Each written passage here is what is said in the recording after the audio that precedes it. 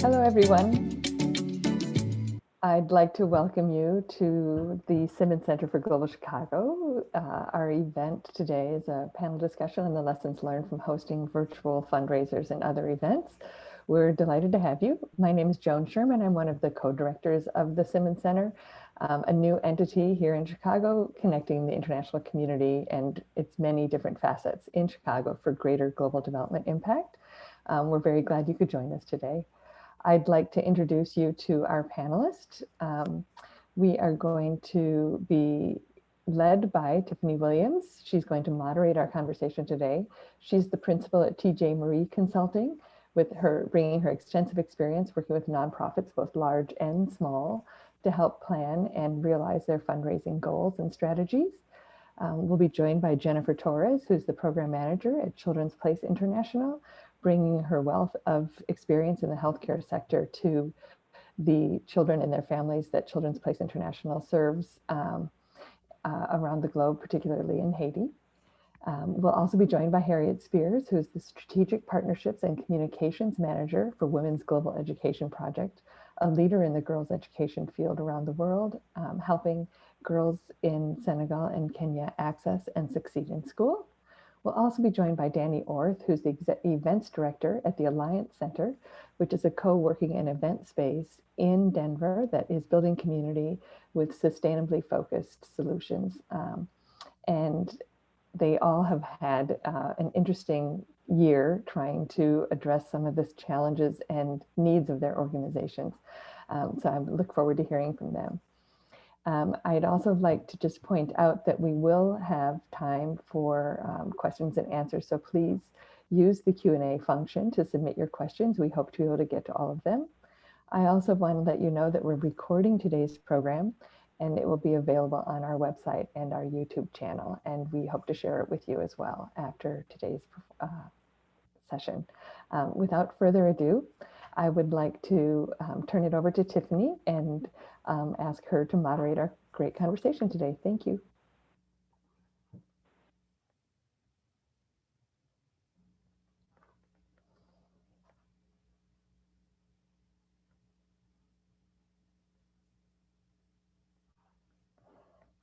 Tiffany, you're muted. There you go. Hi, everybody. I'm Tiffany Williams. Thank you so much for joining our panel discussion today. I am honored to moderate this, what will be a very fun, interactive conversation with some experienced fundraisers and event managers. And hopefully we'll be able to answer all of the questions you have about lessons learned from hosting virtual fundraisers and events. Of course, this has been a whirlwind of a year, 2020 and on into 2021 for many of you in the nonprofit space.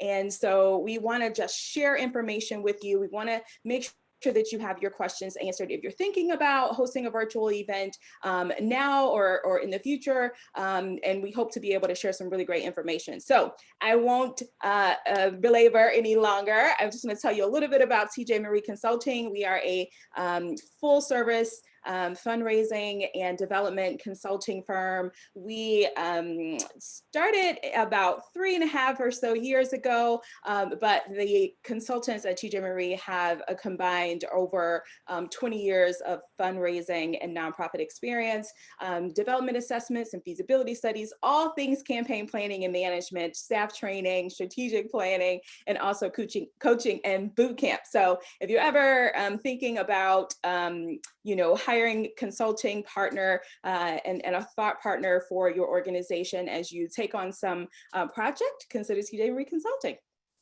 All right, I'll stop there and I'm gonna hand it over to Jennifer. So Jennifer, I'd love for you to just share with the group that's assembled here today a little bit about yourself and the organization that you represent, Children's Place International, and just share a little bit about your experience hosting virtual fundraisers from the fourth quarter of 2020 in this really crazy, unprecedented time.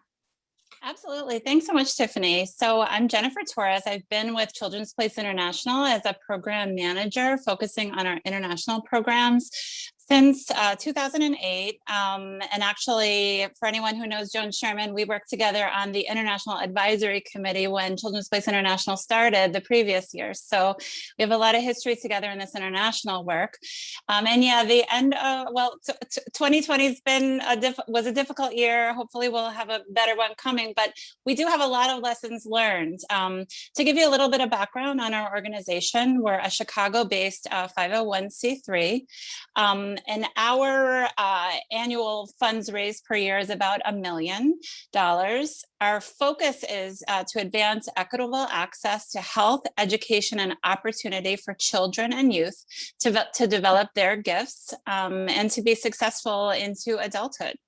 And our model is a partnership model. Over time, we've really cultivated this model where we work alongside those in the field who are best placed to understand the community needs and how to address them. And then we see our role is as to cultivate the resourcing to match up with the needs of our partners and to give them the ability to respond.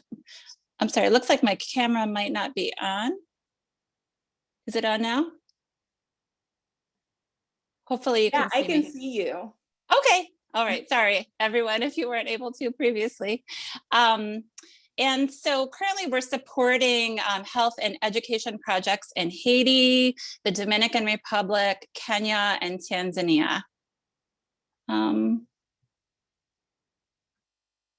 Sorry, there seems to be an issue with my camera, and I apologize for that. Jennifer, it looks like your sound is coming from Right. A different output. Yes. So maybe that's what folks are seeing. That's maybe confusing. Yeah. So Okay. You may have to scroll to actually see my face on my other device. I apologize for my internet connection issues. Jennifer, it may be helpful for you to change the audio to be an output maybe from the computer if you're on a computer instead of. I can try that. It might freeze if I do that is the issue. Okay.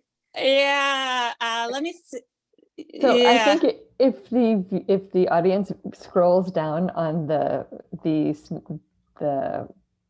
photos, you will find Jen. She's just below just scroll down with the arrows and you'll find her photo. You'll find her image. I'm so sorry, everyone. Remote life. No, it's totally okay. People may also have it on speaker view. So if the speaker view is coming from the audio, then it's going to only show that. So I would change it to maybe gallery view, and then you'll be able to kind of see everybody if you scroll. Thank you. Okay. All right.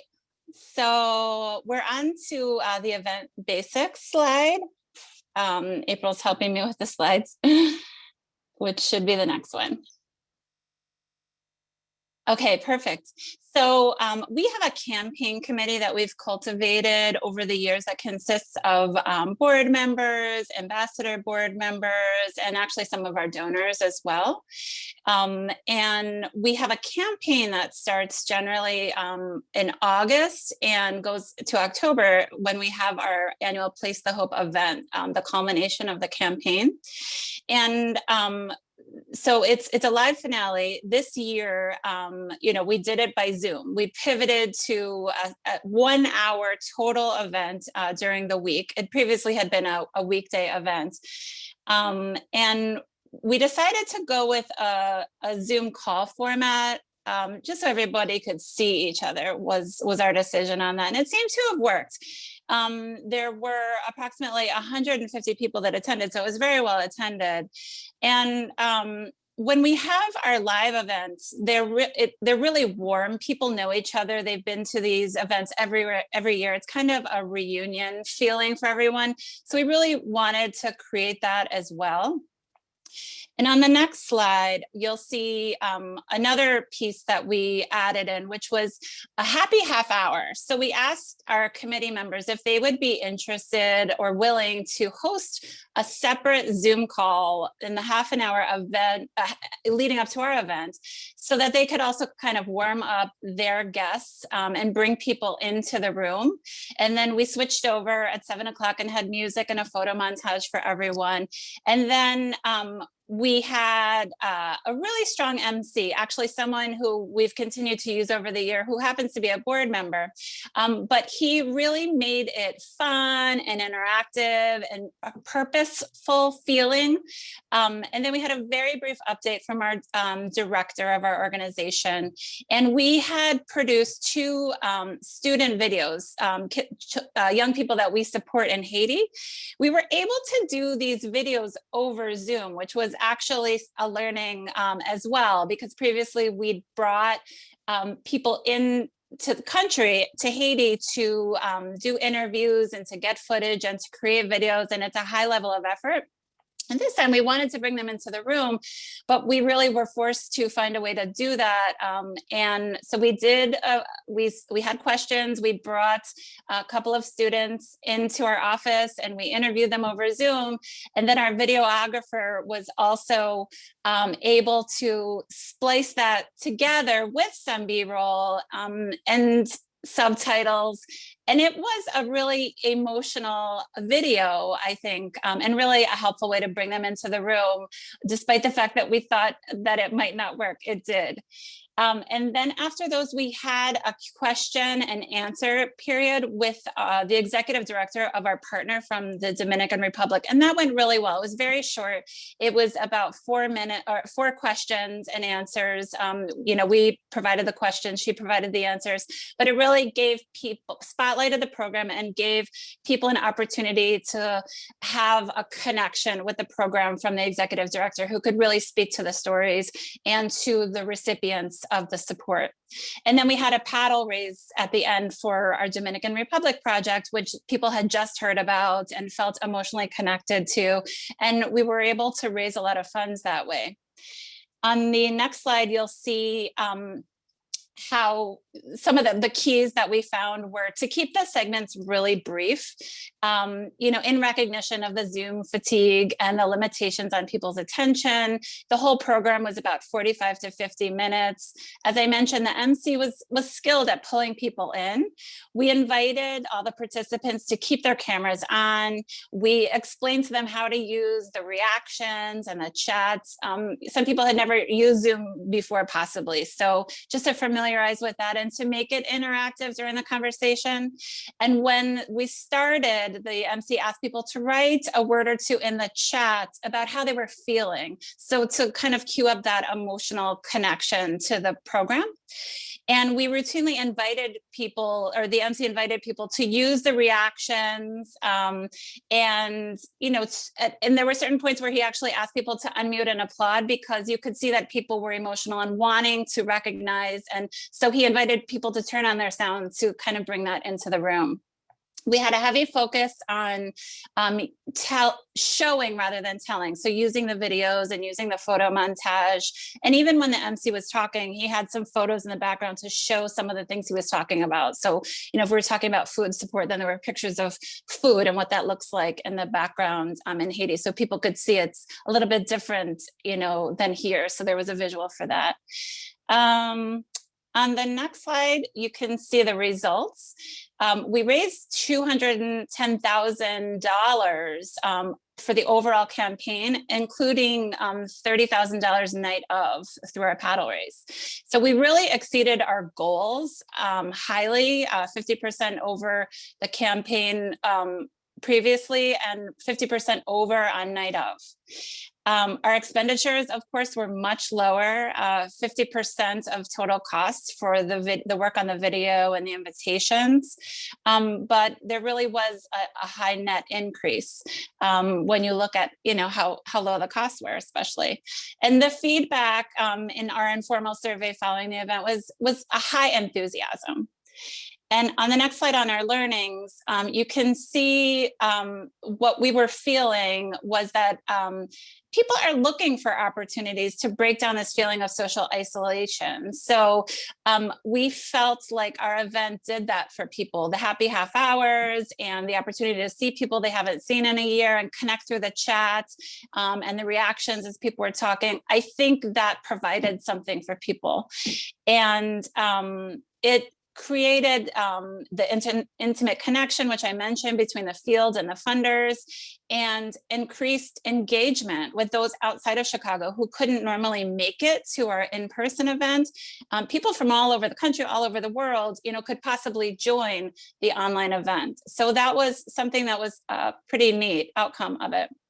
For us, we did a very bare bones styling. It wasn't fancy, it wasn't TV style. We're a grassroots and bare bones kind of organization. So we felt like that reflected us quite fine.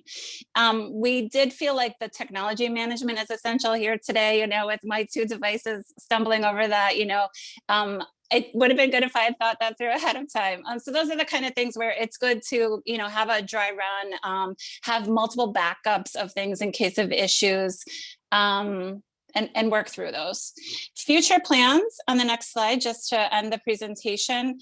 We plan to continue to hold virtual events, even in a vaccinated world. We felt like it was beneficial and could involve others in the field outside Chicago, maybe people who choose not to be vaccinated, for example, who don't want to come to a live event, but can still come to a virtual event. And then we plan to still hold smaller in-person events to connect with core stakeholders and major funders, so that we still have that in-person piece for people who would want that and are comfortable with that. So thank you very much, everyone, for being here today and for being part of this program. Wow, Jennifer, thank you so much. That was very illuminating. And I know we have some questions that have come in related to what you shared with us today. I just want to make sure that we highlight just a few things that you said, because I think they're so important. You talked about having a really strong MC that can really engage the crowd and make sure that, people don't feel like they're sitting in class, right? So I think that's so critically important. And I'm glad you brought it, out in your presentation. Congratulations on $210,000 raised for your organization via Zoom, right? Like that really is something that I know a lot of organizations are wondering, can we raise real money hosting a virtual event? And the answer is yes, right? You've already shown and kind of proven that to be the case. And 30,000 the night of. So we had one question in the chat, and I think this is so important. And for those of us who exist in this field, raising money, there are all types of little tricks of the trade or things that we know are best practices. So the question was, where did the money that you raised pre-event come from, right? So one of the little known secrets, maybe for those of us, for folks who don't do this on a regular basis, is that a lot of work goes into fundraising before the event actually happens. So can you talk a little bit about maybe before we move to Harriet, a little bit about your approach to securing philanthropic dollars on the front end before the event? Right, absolutely, yeah. And so that's where we utilize our campaign committee. And so they, we give them tools to reach out to their networks even ahead of the event.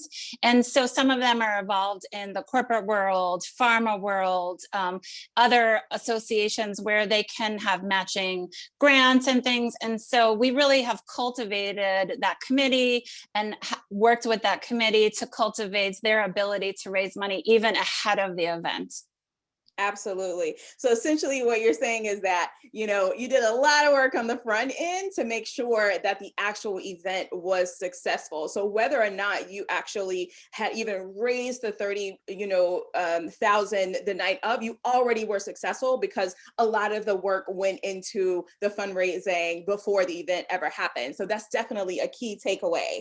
The other thing I just want to note that you said real quick is feedback, right? So after the event happened, you issued a survey or something to just get feedback so that people could share what their takeaways were. And I think that it's so important to understand that though we're doing this work and we're presenting this opportunity to invest in the mission, we're people. and people realize that there are actual human beings behind these events that are just trying to do the best they can to make sure that that the organizations and the missions that they've established are are funded, right? And so people will give you grace. And so being able to kind of take back some of that feedback and say, this is what worked, this is what didn't work, this is what resonated with people is critically important. So Jennifer, thank you so much for sharing your experience there. We do have some more questions, and I'm going to save those questions. I'm going to go ahead and let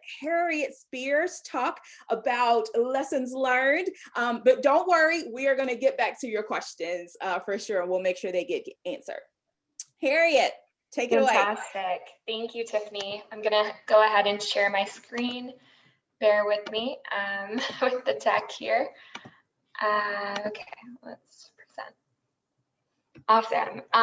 So yes, thank you so much, Joan, for your introduction of Women's Global Education Project. We are Oak Park based, but operate girls' education, literacy, and community engagement programs in rural Senegal, where this photo is taken, as well as rural Kenya. So I joined WGEP in December 2019.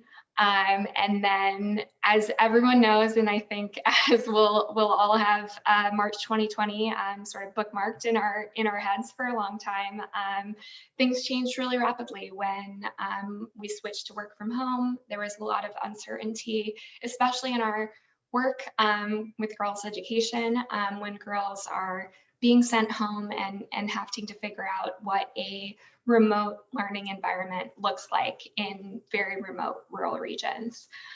So I had inherited a really wonderful annual event that WGEP hosts called Indaji, which is the Wolof word for get together. Every year it's a big celebration. Similar to Jennifer, we do host it on a weekday. We typically host it on a Monday.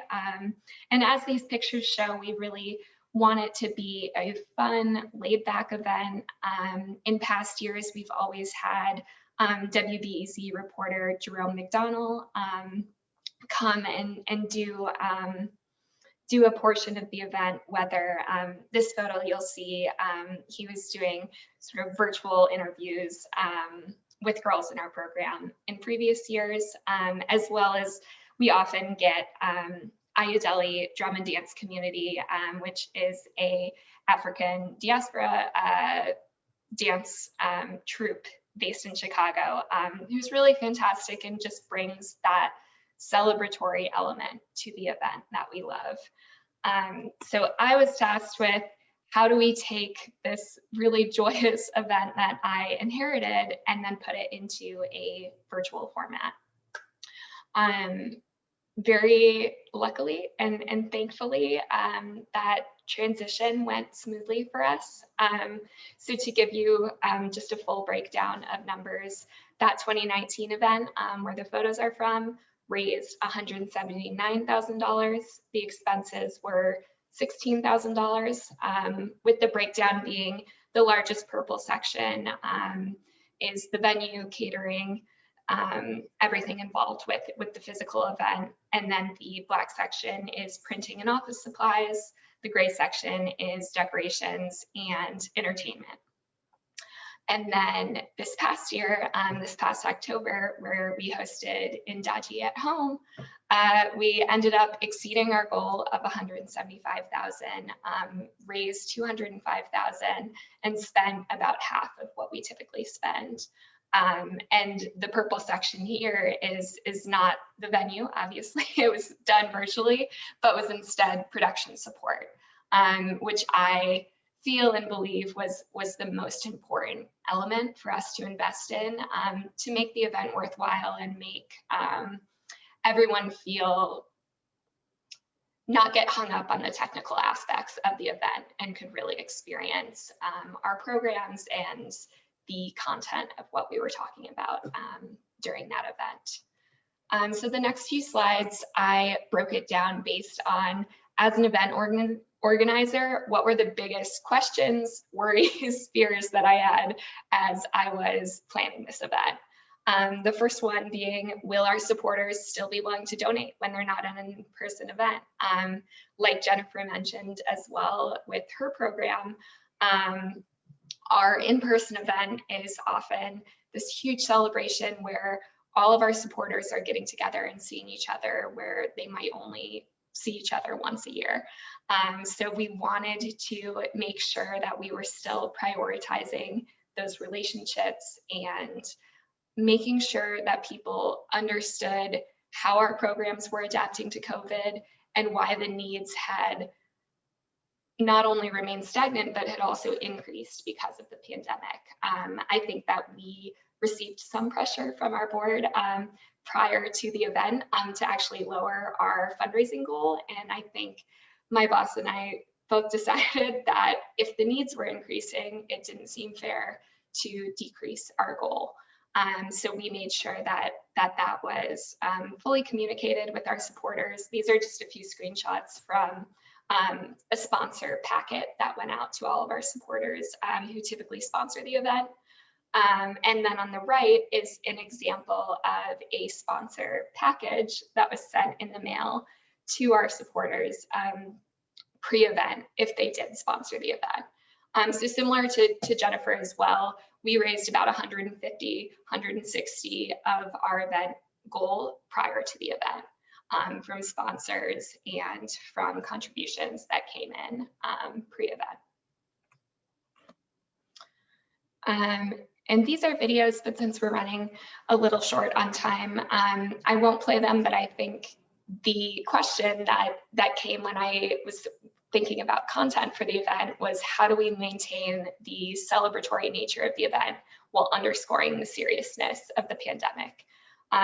We knew that by October 2020, like Tiffany mentioned, Zoom fatigue had already set in. People were extremely bummed out about the state of affairs. So we didn't want it to be just about how needs had increased. I think we also wanted that same spirit of when the Ayodeli drum and dance community is drumming and dancing at our in-person event.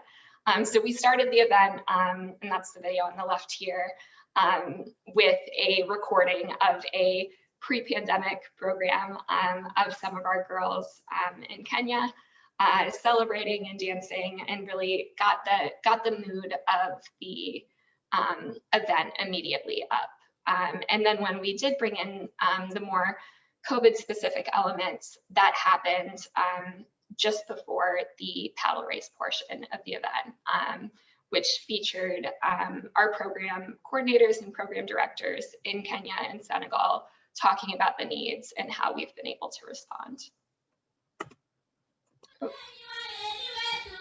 And that's what the videos would have been. And then the other question I asked was, are there elements from the in-person event that we should translate into the virtual format? Two of those that we did carry over were every year we honor a member of our community who's been very committed and a great supporter of our work. So this year, or this past year, we honored our outgoing board president, and we actually hired a video production company to create a video celebrating her and showing her receiving the actual award, though she wasn't there in person with us that night.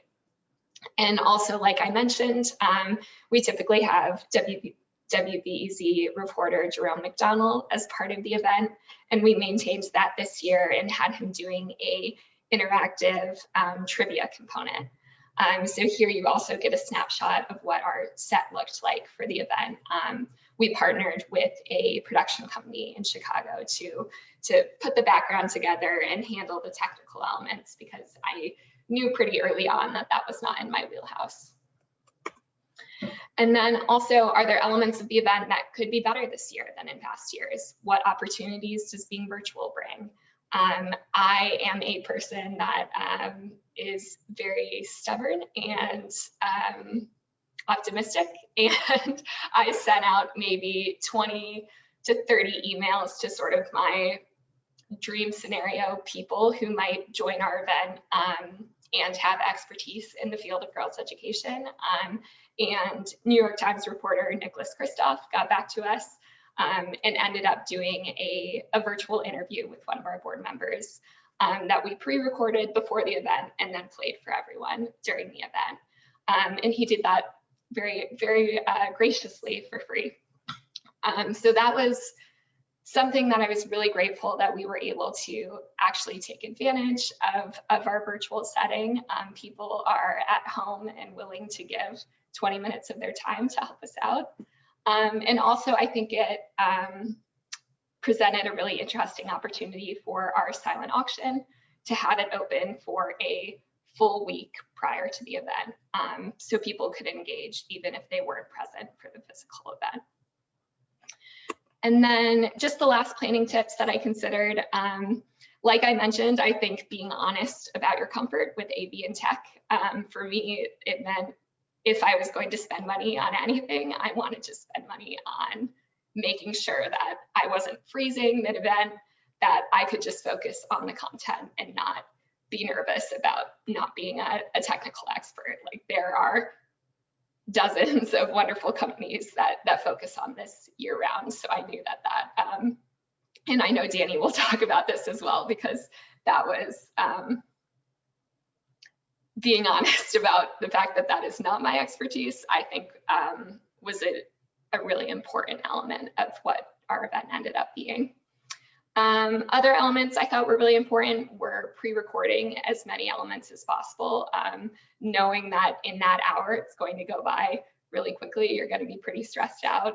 Having videos to not fall back on, but form the basis of the event was really important. For us, we made it as easy as possible to join and watch the event. That meant that we streamed it live on YouTube and it was free to attend. And then one of the things I wish I maybe did a little bit differently is that I did the paddle raise in quite a traditional format where I would say the amount, explain the need, and then take a pause and wait for people to donate. I think that of the run of show of the event, that ended up feeling a little awkward, candidly. So I think that if we are to do a virtual event again this year, I might rethink how that looks. And then the last thing that we ended up not needing, but we did have in our back pocket, was we knew having just the 1 hour event, maybe we're not going to raise the full amount during that time. So I had a full communications plan about what are we sending the next day, what are we sending over the weekend to finally hit that goal. So grateful that we didn't end up having to really push that, but I think it was important to have in my back pocket as well. So I will pause my share.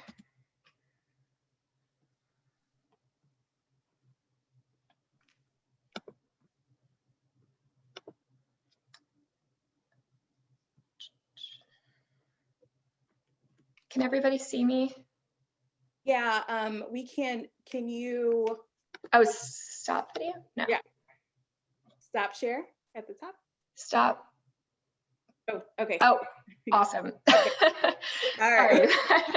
All right. So Harriet, thank you so much. You shared a lot of really great content for us. One of the things that you said was most important was that you invested in production management. And so given that, we are going to turn it on over to Dani with the Alliance Center to share some quick key learnings from hosting and managing and consulting on events like this. And then we are going to open it for questions and answer.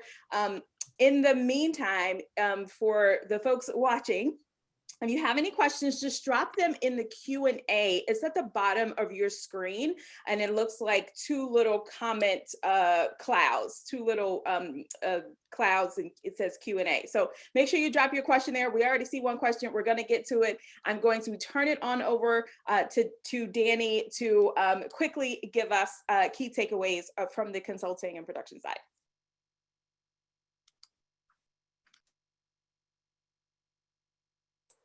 Awesome. Thank you so much.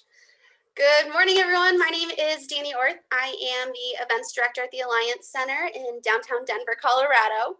I want to first thank Joan and April for this opportunity and Tiffany for moderating today's panel. I have personally loved listening to Jennifer and Harriet and talking about their specific events. And in contrast, my presentation is going to be a little bit broader because my area of expertise is a little bit broader. So glad to give you all both perspectives today.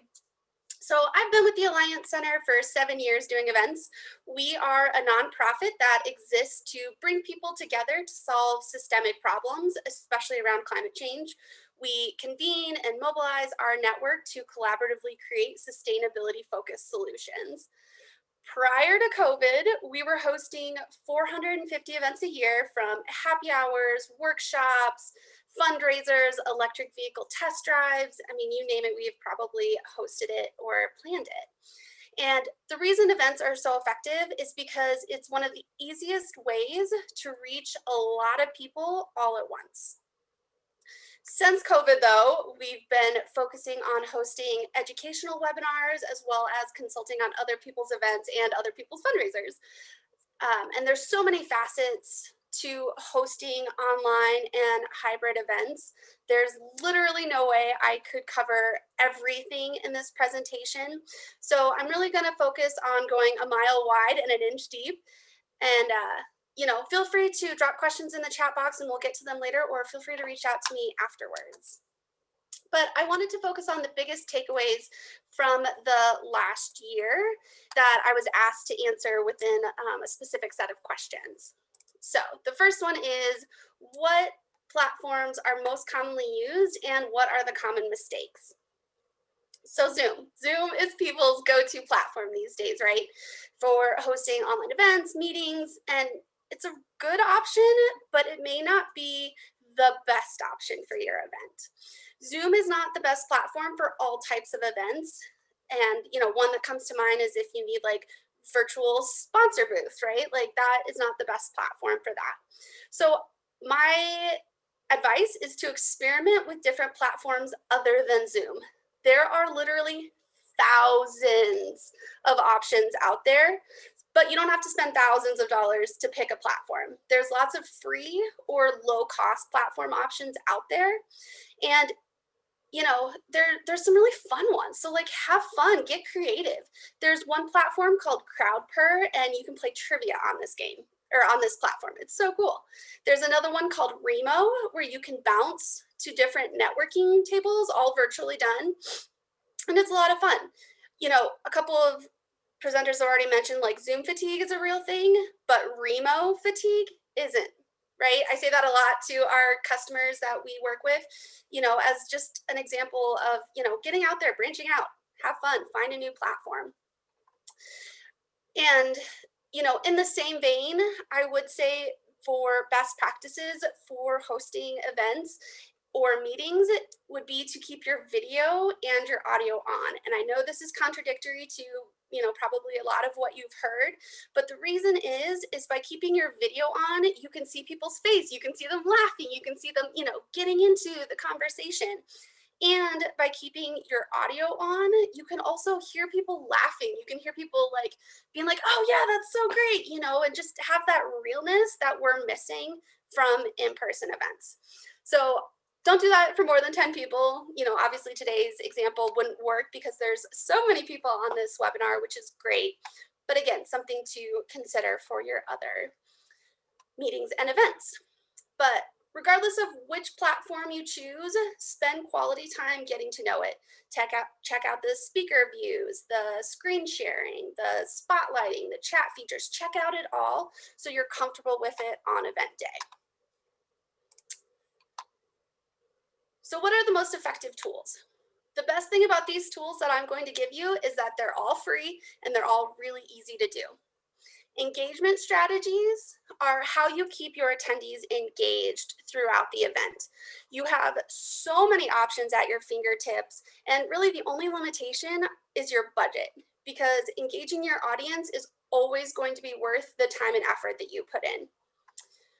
And, you heard a couple of examples from Harriet and Jennifer, about bringing in other speakers and, doing polls and all of that kind of stuff. So you have to engage your attendees. There's no ifs, ands, or buts about it anymore. We are past the days of struggling to come up with ideas to engage your audience. It's now mandatory. One of the best things that I like to do for our events is I like to empower people to come off of mute so they can give their feedback, they can ask questions, they can get involved in a discussion. And this really helps break up the sound of just one person talking at you, right? Obviously, that's not an option for today, which is why we have the fabulous Tiffany moderating today's session. Next point is practice, practice, practice. It seems silly, but I can't tell you how many events we've done where you can tell that they didn't practice in advance because the content doesn't make sense or the order, the flow doesn't make sense. So just spend time ahead of your event practicing the flow, going through the content, going through the screen share, do all of that, and make sure your speakers get logged on 10 to 15 minutes before your event so they can get familiar and address any last minute tech things that come up. And finally, come up with contingency plans. Again, Jennifer mentioned this a little bit, but you need to come up with backup plans for everything that could potentially go wrong. Making sure that you have plans in place is going to save you and take a lot of stress off of your shoulders too, right? So what happens if a speaker has spotty internet the day of the event? What if there's a fire truck driving down the street, or there's dogs barking or kids screaming? You have to think about these things because they're our reality these days. All right, so hosting virtual event do's and don'ts. This is my super quick list of things I would love for you to take away. So diversity, equity, equality, and inclusion. You have to think about your audience and you have to make your event accessible.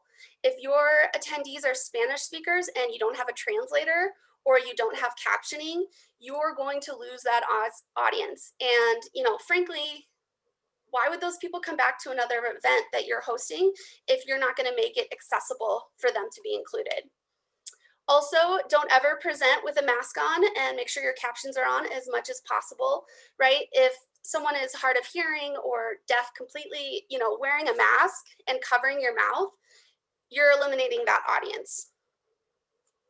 And one statistic that I recently found is that your audience will take 12 seconds to assess your event and then decide if they're going to stay for the event or if they're going to leave.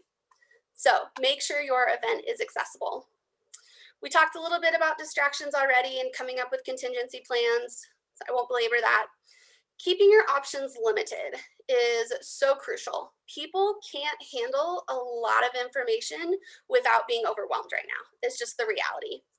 So keep things limited. You'll notice today we have 4 speakers. That's great. On my slides, I never have more than 5 bullet points. I only have 6 slides. So, keep things limited and keep your event short and sweet. People's attention spans are limited to 14 minutes right now, 14. And that is if you can really get them to focus in and not be distracted with Facebook or, someone chatting you or email or, all of these things that are happening right now.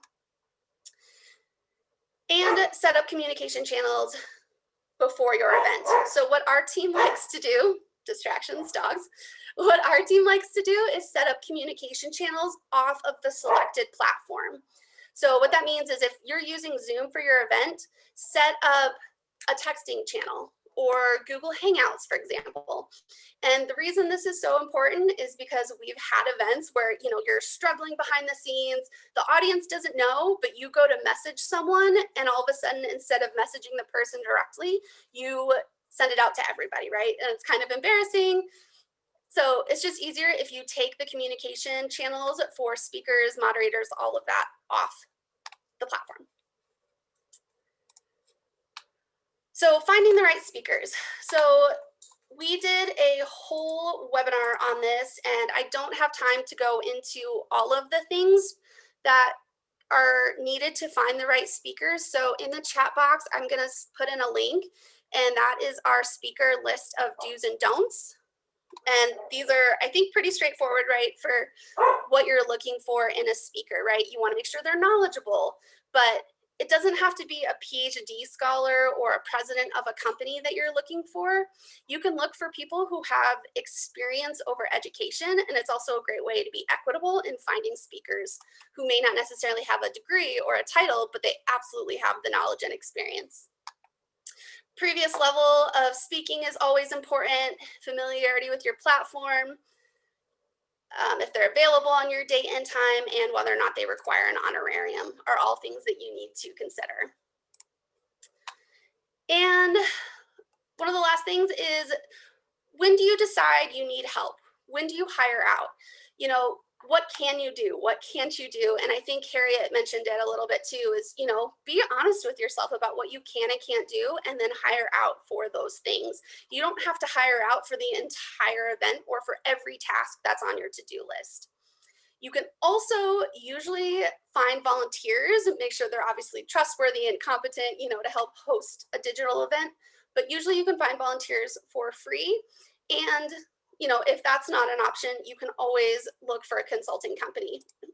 One of the best things I think you can do is, when you're vetting them, listen to what they say they can offer. If they say, yeah, we can do it all, chances are it's more a sales tactic than reality. So just be careful with who you're talking to. Make sure they offer a free consultation. And, you know, again, just be honest about what you can and can't do and what the consultant can and can't do. All right, last things. So don't forget to celebrate your event. Always take time to celebrate, whether it's in person or online or a hybrid event. Celebrate your event.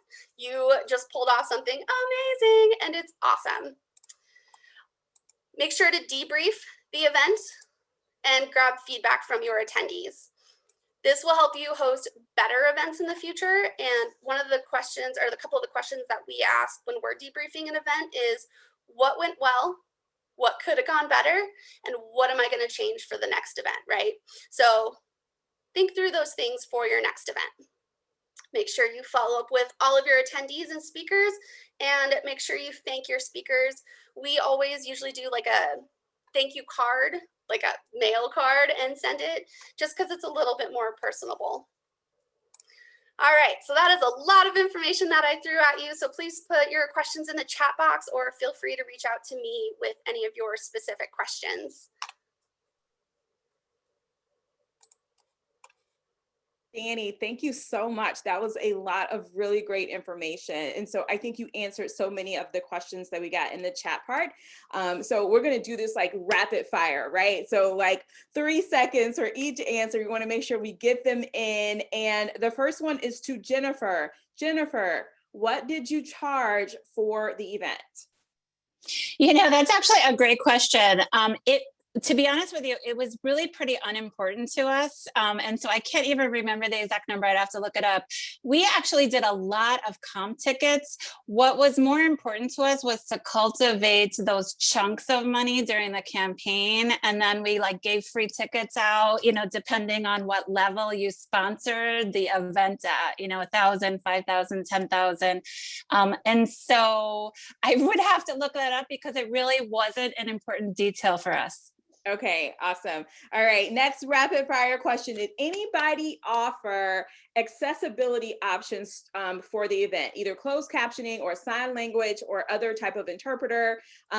We have someone who is moving to add this to future events and curious what anybody else has used. So anybody can answer this in 5 seconds. For us at Women's Global, on all of our pre-recorded videos, we added closed captioning, and then the 2 to 3 minute chunks of live event unfortunately didn't have it because we didn't know how to. Awesome. All right, so we've got one suggestion of someone who added this comment, which I think is important. If you're building in engagement and interaction, as Dani mentioned, you can also hear laughter and comments, or if you live in my house, you might hear my dog barking and we have to pause for a second. So make sure your agenda allows for some extra time that something like that might take. A couple of seconds here and a couple of seconds there can take up, you know, can add up to some minutes, right? Has anyone done captioning in multiple languages? That's another question that we had. Nope. Okay. Another question we have is, there was a mention of a platform, Remo, I think, and I think maybe that one's already been answered. But is there another platform that someone used? I think, Harriet, you said you use, did YouTube Live, and I think Jennifer, you mentioned that you did Zoom. Is there another really great one that you found helpful or useful? Dani, I guess you could answer this too, since you've got so much great experience. Yeah, Remo's really fun. CrowdPur was the other one that I mentioned where you can do trivia. Literally thousands of options out there. Don't feel stuck. Awesome, awesome. Okay. Any more questions? Going once, going twice? I did just want to mention that, Harriet, you mentioned this in your presentation, and I want to say congratulations to you, Sue, because I said it to Jennifer on having such a successful fundraising event, raising $205,000. And you also talked about the balance of celebrating, but also adding urgency to the call to action, which I think is so important. It's not just, we're doing amazing and well, but it's also we're doing amazing and well, and you can help us do even more for the constituencies that we serve. So thank you all so much, panelists, for being here and for sharing your unique events and knowledge and skill sets with everyone who's joined today. I just want to give a quick shout out to the Simmons Center for Global Chicago. Joan and April I am so privileged to have worked with you, to know you, and know of the amazing work that you're doing in the international space, in the international sector. So if you want to learn more about the Simmons Center, be sure to visit their website and, join if you are so moved. You have an international global impact mission. So thank you so much. Visit simmonsglobal.org for more information. And if you have any questions, feel free to reach out to Simmons Center, and I'm sure they can, point you in the right direction. All right. Anything else, April and Joan? I'm turning it back over to you. Thank you so much, Tiffany, Awesome. for helping us through this conversation. It felt a little rapid fire, but I think that's a good way to engage everyone and combat our Zoom fatigue. It's, Wednesday morning, all of us could use a little new ideas and new suggestions on how to engage our audiences. I think that we heard so many useful tips, so much honest reflection on how people's events went. We think that's fabulous. We are excited to offer this conversation to our members and hope to be able to offer lots more. We look forward to your feedback, and we'd love to hear from all of you if you've got ideas for future programming that we could offer. We'd love for you to help us spread the word and share the existence of the center. And hopefully we'd like to engage more and more globally active nonprofits in the Chicagoland area. I'd like to specifically thank Jennifer, Harriet, and Dani for joining us and offering their perspectives, and to Tiffany, of course, for moderating that for us. We have a minute or two if anyone has any last minute questions that they want to pose. Yeah. There is a question that came in. So since we have a couple of minutes, I want to just see if anybody would like to take it. The question is, how was the paddle raise virtually moderated? And are there any incorporation of e-donate options? So Zelle, Venmo, etc. Well, for us, the way that we worked it was people would, raise their hand, but then also put in the chat, how much they were committing to. And then, we provided the information for them to then go online and actually provide. And then we could follow up too with their information that we recorded in the chat. Awesome. Thanks so much, Jennifer. So it was like a real paddle raise, and you got to catch people walking out the door. You owe us some money. Awesome. All right. Any more questions come in? I want to make sure we get them all. Okay. I don't see any more questions. So I'm going to say that wraps it up for us. Thank you all, everyone, and have a wonderful rest of your week. Thank you, Tiffany. Thank you, everyone. Thanks. Thank you for joining us, everybody.